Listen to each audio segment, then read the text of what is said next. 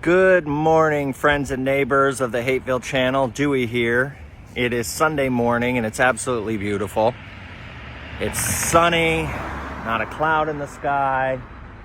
It's between 40 and 50 degrees, and I thought I would take another little morning walk. I drove up to the municipal parking lot to walk on this side of the town because I know that a lot of you like seeing the town, so I figured I'd show you the downtown area and maybe beyond. We'll see how long it goes. But here I am right now in front of City Hall, right here.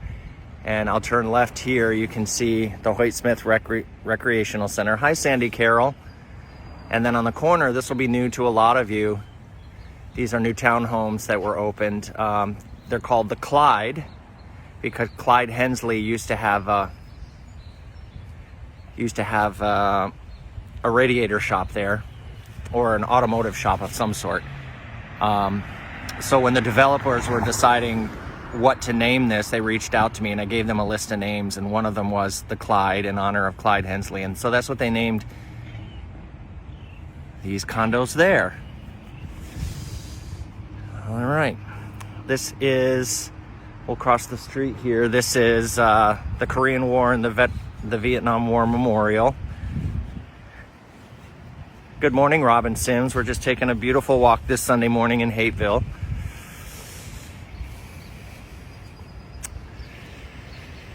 The original City Hall used to sit right here. This one was built in 1950, but way back before that, there was a huge water tower here before most of our times. But this is the War Memorial here, and behind Main Street now, the sun is shining on us, but behind Main Street, this is called the Arts Alley, and there are murals everywhere and events happen back here.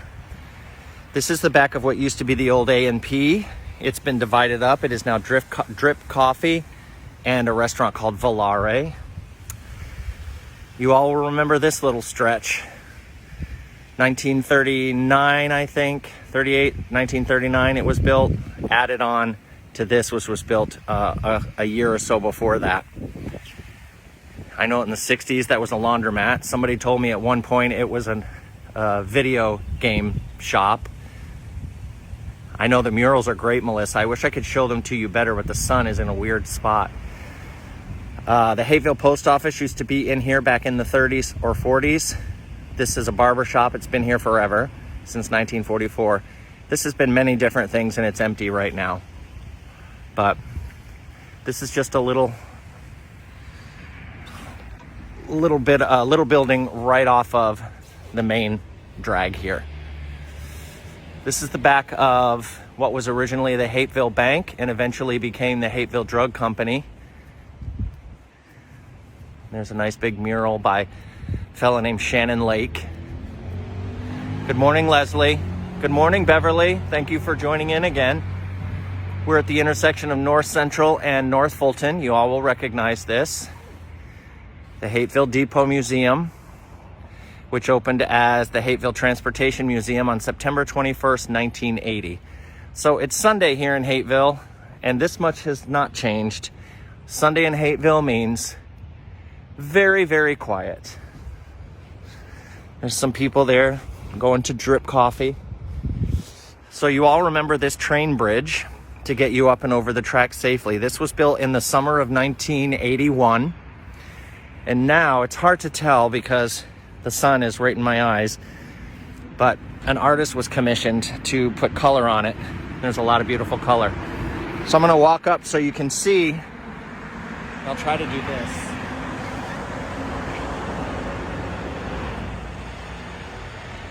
Now that's the Academy Theater now, what you all would remember as Ace Hardware. And a few years ago, when they were working on construction of the new theater, the building collapsed. But it just got finished in 2020, just in time for the pandemic. Good morning, Lisa. That's my Disney comedy partner and friend, Lisa Wolf. I'm just showing people around downtown of the town I live in. So. All right, let me pay attention to the stairs.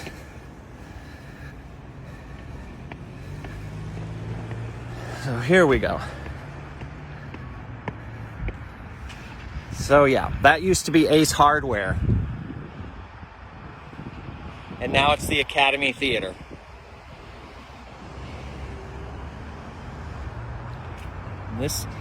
Lisa, this will remind you a little bit. It reminds me of downtown Winter Garden.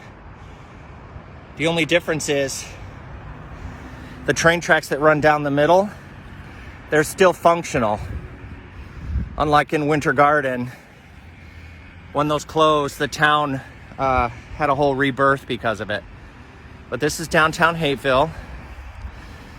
This used to be the A&P, says Atlantic Pacific, but now it's a Volare restaurant and Drip Coffee. And this, residents always called the Clamshell Building, and it was, or the Opera House. There were a lot of concerts and stuff in there back in the day, bands and things. This is now conjoined with this building, and this is the lobby of the Academy Theater. And there's also a small cabaret style theater in there. So you go in, buy your tickets. There's a bar right there. Get your drinks. You go into here and you watch shows. And it seats 260 to 300 people. It's a beautiful, beautiful theater. Unfortunately, it opened right before the pandemic. And they've been struggling. Craig says, joined late. Did you mention Anderson's Amusements, which sold and rented coin-operated items as being in the strip of spaces across from City Hall? I didn't mention that specifically, Craig, but I did mention that there was a video game store there, and I think you're the one who told me about it. So that was called Anderson's Amusements. Yeah, I mentioned it in general. Yep. Thank you for the reminder and the specifics. So here we are, downtown Hateville. This right here is a very popular place. It's called Beer Girl. And down here is a Cuban restaurant called Mommy's, which I love. A lot of these other businesses still are things I don't understand. Redefining Global Logistics is right there. A realty office just moved into there. And there's not much going on down there besides the Cuban place. So what you're looking at here is, this is all LED lights. And unfortunately, and it looked beautiful, and they would go like this at night. And then on the outside, it would say Hateville. And they commissioned an artist to paint all this and to put all this up. And then unfortunately, somebody in the city dropped the ball, and Norfolk Southern, which owns this, they own the bridge, that's the train company.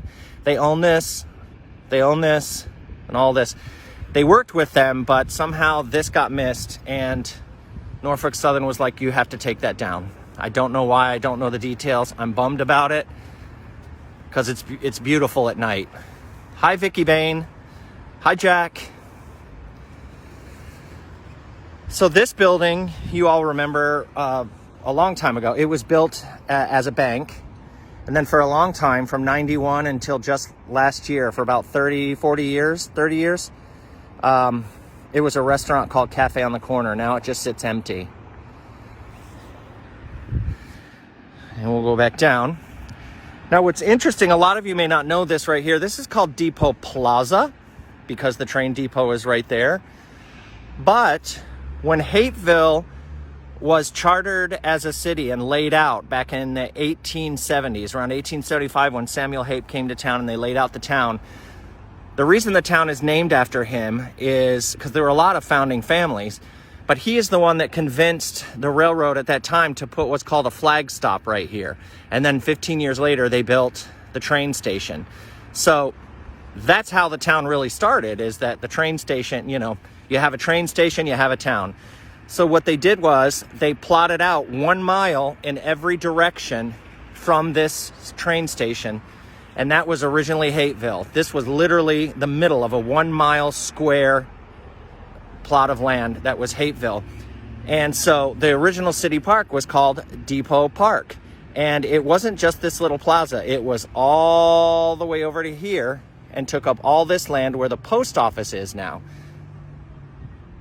But in 1940, when the post office was constructed with WPA money, the park got cut, and they cut the street through. And so that's what we were left with.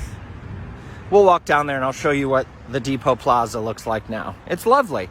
It's just a quarter of the size. But that's the story of this town. That was just the precursor of all the land loss and land shrinking that would happen here in Hateville. It's a beautiful day this morning. A lot of times, Hayfil Arts has art hanging up here, and here are the artists. And since we like to do lots of things outside now, they created a way to put people's photography up on the fences. Isn't that beautiful? That one's great. Now, there was a time, all the way up until the 40s. This is South Fulton. You used to be able to drive right through here back in the 40s, right across and continue down North Fulton. But so many accidents and deaths happened at this intersection that they closed it off in the 50s or the late 40s. I'm not sure exactly when they did. But now you can walk across, but you used to be able to drive across here. So here we go into Depot Plaza. And many of you know that I have a fascination with something called the Worry Rock.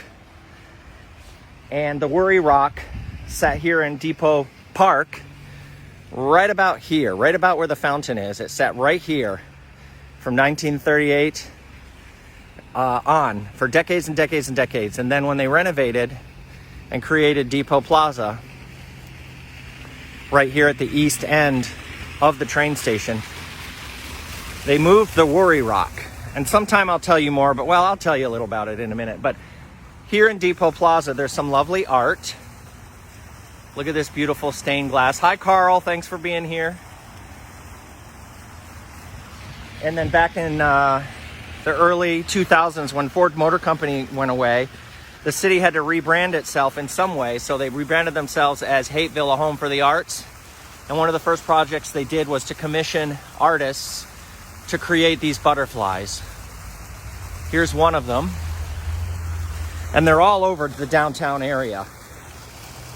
Hi, Charles. Good morning. That's my friend Charles, who grew up here in Hateville and recently moved back. And he lives over in a beautiful home on Oakdale Drive, or Oakdale Road. I can never remember if it's Drive or Road.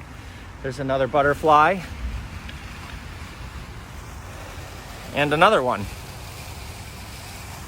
You could see these businesses over on South Fulton. And interestingly enough, when the town first started, this was the main drag. And this is where the first businesses in Hateville happened. These came later. It's the oldest building in downtown Hateville now. It's the Masonic Temple. So I will show you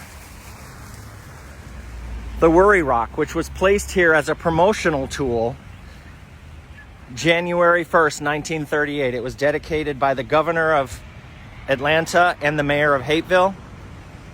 I have a whole brochure about it that I did research about it. If you want it, let me know and I'll send it to you in the mail. It's just a 6x3 foot a slab of granite, but it has an amazing, fascinating story. And most Hatevillians today don't even know about it. But this was a big deal during the Depression. Hi, Melvin. Melvin came by one day when I was working in here, and he had me take a picture of him sitting on the rock. Hi, Melinda. So if you want to know more about the history of the Worry Rock, it's fascinating. Let me know, and I'll send you the research that I've done. But we're right outside the Hayfield Depot Museum. Pre-pandemic, this is where I would come and sit at a desk, but not anymore.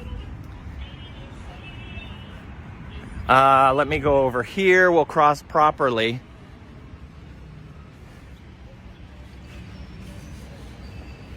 Just turn green. What you're looking at here is the post office. It's a beautiful building built in 1940. I'll go show you the front.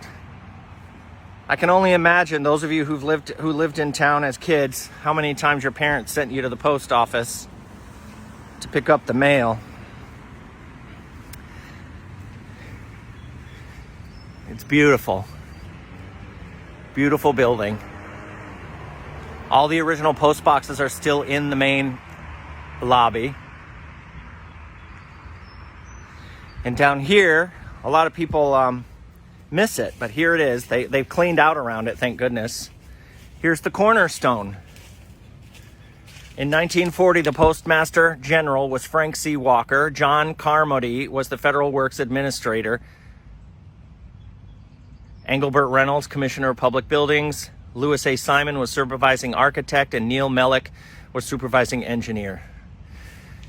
Now I'm going to take you around and show you one thing that I really love on the side. I was talking to one of my Hateville friends about this the other day. I forget who it was. Travis Horsley, our current councilman at large. His father was a Hayfield postman for, I think, 35 years, retired a couple years ago. And he said, when I told him about this post box, this really old post box back here, I love these old bay doors. I told him about this old post box. He's like, oh, my father always wanted that. And I thought, after 35 years, this should have been given to him. But look at this old post box, y'all, just here. That you would have come and just dropped your mail in. I always wonder if there's anything in there now. Somebody's still waiting on a letter.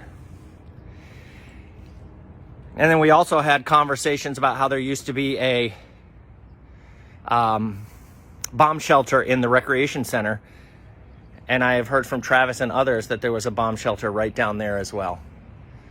It's a beautiful old building. And I love that box. I hope it never goes away. And I like this one too.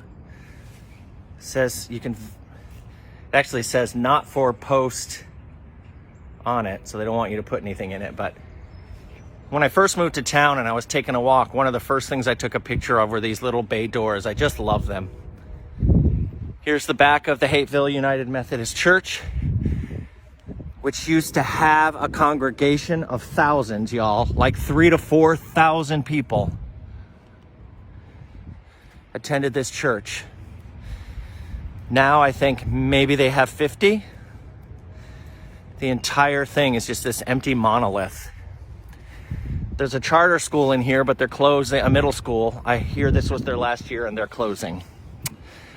My friend Carol Cahill owns this building now. It's her home. She lives there with her mother, Jean. It's beautiful. Used to be owned before that by Michael Randman and his wife. I went to a party here. Our pals Al and Tim live here. This is said to be the oldest house in Hateville. I have a picture of it that I posted the other day from 1900 of this house. And here it still stands today. Isn't that beautiful? Hi, Michelle. Good morning. The inside is absolutely stunning. It's as gorgeous as you would think. Al and Tim own a shop called 2000 AD in downtown Hayfield. Here's another view of the Hayville United Methodist Church. These would have been classes and Sunday school classes and admin offices and things like that back in the day. And the chapel is there with its very impressive entrance. There are a lot of photographs that you can find of the congregation over the years gathered on these stairs. The two largest churches in Hayville were Hayfield United Methodist Church, and then I'll turn around, and right over there was the Hateville Baptist Church. The original stone church used to sit right there. It was knocked down in 2012. But there's a memorial for it right there. It's this beautiful stone church. They tried to save it, didn't happen. But the church built in 1965 is still behind it. We may walk by it. But here's the front of the church. Good morning, Tracy. Just taking a little Sunday walk around Hateville, south of the tracks this time. The inside of this church is stunning. And it's quite an experience to go in there now. I did this last year and just sat in that very, very empty church up in the balcony and just thought about all of the people and all of the things and all of the weddings and funerals and everything that's happened in there. And now it's so quiet. But this is interesting. A lot of people may not know this, but the area in front here is called Annis Park. And it was given to the Hayfille United Methodist Church by Joseph and John Humphreys in memory of their parents, Annis Pope Humphreys and Amos Daniel Humphreys, way back in 1929. And Joe and John Humphreys, they were prominent back in the 20s here in Hateville as a lawyer. One of them was a lawyer, or maybe they were both lawyers. I can't remember. I want to say one was a lawyer and one was a doctor. But anyway, John and Joe were very influential here in Hateville. Their family was very influential here 100 years ago. And they lived in that house right there. You can't see it because of the sun. I'll do this. It's next to Alan Tim's house. That was one of the Humphrey boys. I'm not sure if it was John or Joe, but the Humphreys owned that house and all of this land in front of it, including the land that the church was on. So they donated the land. No, they didn't donate it. They sold it. I found recently that they had sold it. I thought they donated it, and I was like, what nice guys. But no, they sold it. And they built this version of the Hayfille United Methodist Church that year in 1929.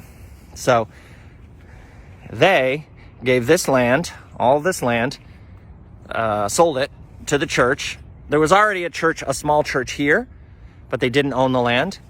Then they built this in 1929 and dedicated it to the Humphreys' parents. Isn't that lovely? Hi, James. Good morning. That's my neighbor.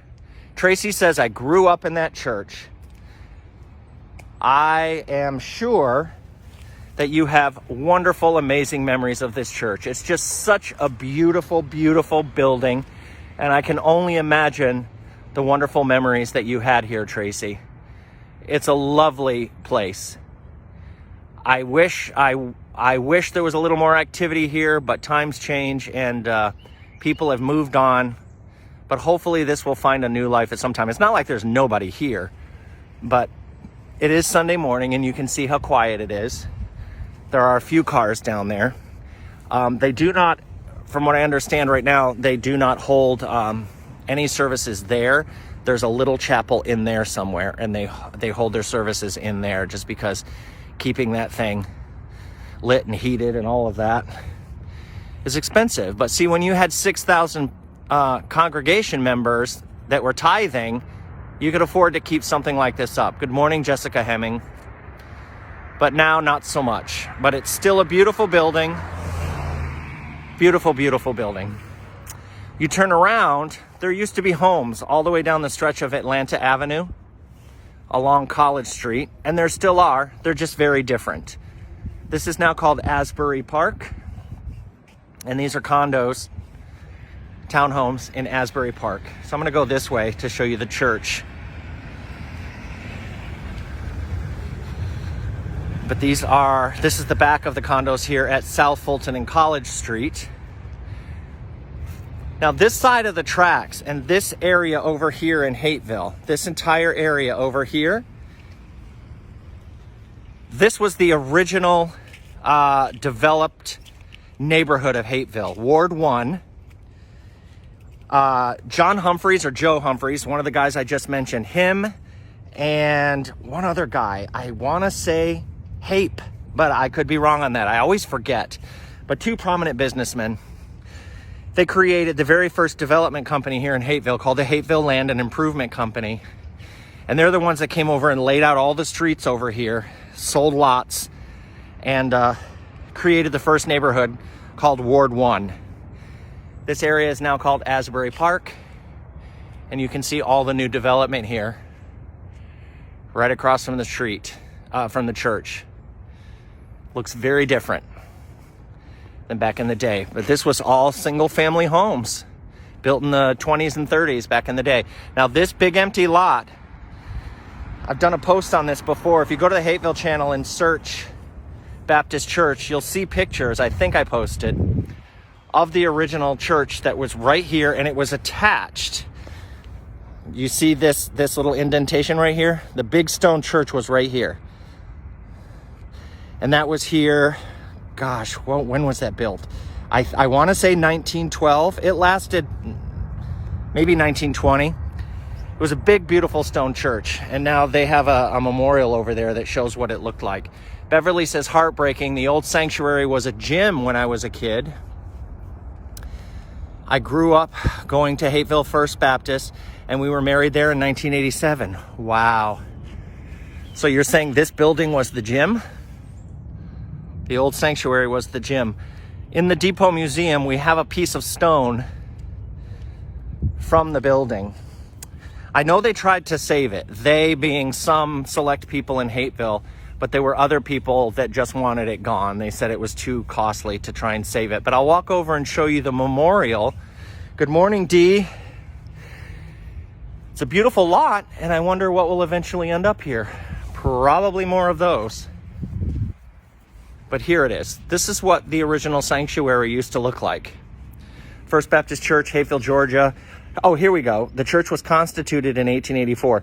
This original building that was sitting behind me was built in 1923, so I was 3 years off. And it was right here. Isn't that fascinating? I used to live in a beautiful old home down there past the new condos on South Fulton. Sad to see all of those homes gone. Did you live down here in what used to be called the Heritage House, past this one? The one that Rhonda Weiss lived in and was murdered in? That's another whole story I got to share on her. Were you on the other side over there, Dee?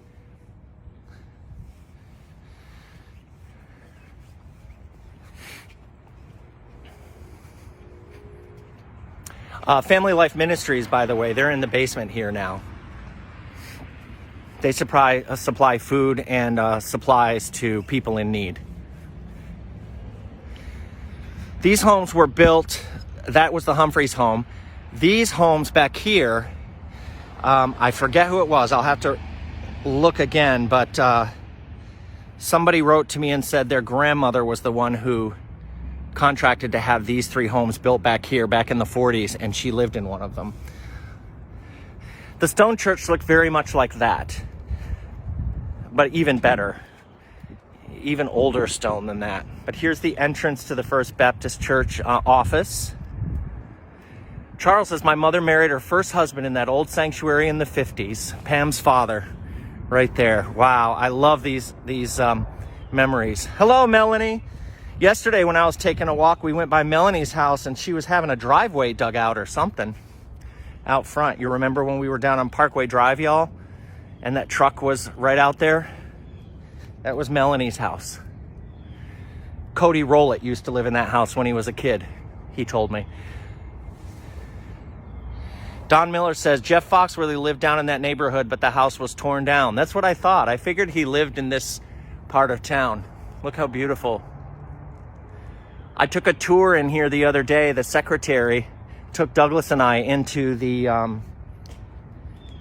sanctuary. It looks similar to the one in the Hateville United Methodist Church, but it's in much better repair than the HMU is. They have the Gateway Christian Academy here, and here's some garden work outside. And all of this land next to it for outdoor functions. So a lot of you know what we're coming up on now at Georgia Avenue and College Street. That looks like my friend's car. No. So up here at Georgia Avenue and College Street, it's the old College Street School. Charles said that that church had a huge 3-room pipe organ. Holy cow. So here you go. We're at College Street and Georgia Avenue. Good morning. Good to see you. Yeah. Doing it live right now and showing everybody the area. Yeah. Thank you. I appreciate that. What's your name? Kevin, nice to meet you in person. Yeah, pleasure. Enjoy today. It's so pretty. Oh, thanks. Yeah. Yeah, so you knew what I was talking about. Yeah, do you live on this side of town? I live over there on North Avenue. Oh, me too. I live on Walnut. Okay. Yeah. Yeah, it's a lot quieter and yeah. Pleasure to see you. Here we go. Well, that's nice. Douglas and I always laugh about how we're huge in this 2.5 square mile 2.5 square mile town. People know who we are, which is nice. Dee says she was your landlord. You did live there just across the street from the Heritage House. She was my landlord. I'll be damned. We got to talk more about her. I've got all these pictures and stuff of her in that house. I haven't shared that story because it's just so dark and there's still so many people alive that'll probably be like, I don't want to hear about it. Beth Dawkins, welcome. So where we are is this was Hateville's first elementary school. Not this building. This is the third building. There was a wooden one, and then there was a beautiful structure here that burned down in 1915, I think it was. And then immediately they built this new one. And now this one is 106 years old.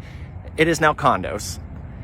You know what? It says private property, but I'm just gonna walk the loop. So I think there's 40 condos in here. I'm not sure. There may not be that many. But here's the front of it. And you can see they added the dormer roofs on top. What was interesting is when the second building burned down in 1915, it was so horrible and such a complete loss of the original building because the city was just then putting in the water system. And so it wasn't hooked up to the street yet. And so the fire department couldn't get water to the building easily enough. And that's why the original beautiful building burned down in 1915. Beth says, my piano recitals were here when I was 7, 8, and 9 years old. At the church or at the school. Here's an interesting thing. There used to be a trolley that came into Hateville all the way up until 1938. It was, the tracks were torn up in 1938, but it came from East Point, came all the way down Willingham, turned right in front of the depot, and went down Atlanta Avenue, and then came down College Street. So you could ride a trolley all the way down here, and then it came to right here. And at this intersection, it did a circle. This is where the trolleys would turn around and go back. And you could go all the way to Atlanta that way. And there are memories of people when it was still homes back here and here. There were memories of people who said it was difficult living near this trolley turnaround because it was so loud. But now it's one of the quietest parts of town. Right here at the intersection of College Street and Union Avenue. Now I'm going to probably share this when I get home. Let me get over here so I can turn around. I found a picture. It doesn't have the date, but I'm going to guess it was from the 40s by the looks, or the 50s. I'm going to share a picture that was taken from right here. I'm going to say the 50s. When the town was in a boom. So this school was going strong. All these kids' bicycles are sitting right here. And then you can look down the street and the street curves to the left. But in the picture, there was a house right there. So it looks like the street went right into the house. And there were a couple more houses there. And then I'll show this to you when we go down. I forget the name of it, but this was a little neighborhood store. So I imagine kids coming out after school and running down to get some candy at this store. And a lot of people say they remember doing that. Beverly says, I lived on the opposite corner in the College Arms apartments in the 70s. The 1st through about the 7th. College Arms apartments, opposite corner. I'm going to say from here. Were there apartments there? There are some behind this building that are being renovated right now. Don says, Jeff's house was on Union Avenue. Oh, okay. So now we know. Jeff Foxworthy lived back here. Thank you for telling me. I wonder if he lived on the part of Union Avenue that's now down underneath the airport land. All right, so I'll show, when I get home later, I'll post this picture in the comments. It's a cool picture, and to see that house sitting back there, I'd never known there was a house there. Now there's a huge tree. These apartments right here are called Delmar Apartments, but back a long time ago, there used to be a convent here for St. John's Catholic School's on the other side of the tracks now on King Arnold. but this is where their convent was before the Del Mar was built in the 50s. So let's walk down Union Avenue. Did any of you go to the College Street School? Jeff's mother, Carol Camp, grew up on Union Avenue across the street from my grandparents. Oh, cool. I've seen Carol Camp in the yearbook. And Jeff Foxworthy's grandfather was the chief, what do you call it? The head firefighter. Chief of fire? That doesn't sound right. Oh, no, the other corner, the big apartment complex. The one I just talked about, that one?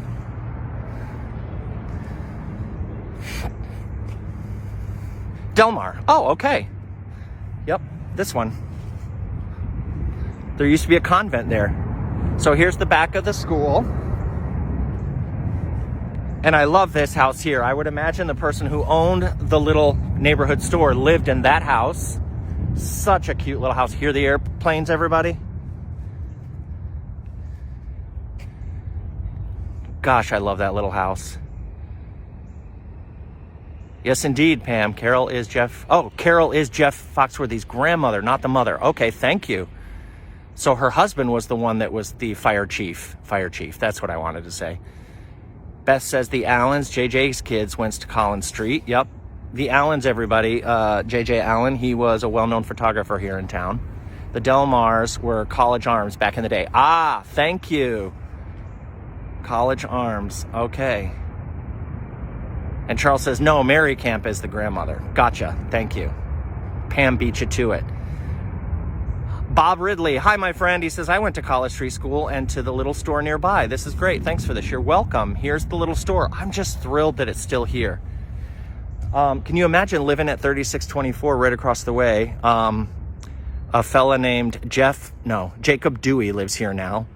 I love that his last name is my first name, but his house is beautiful.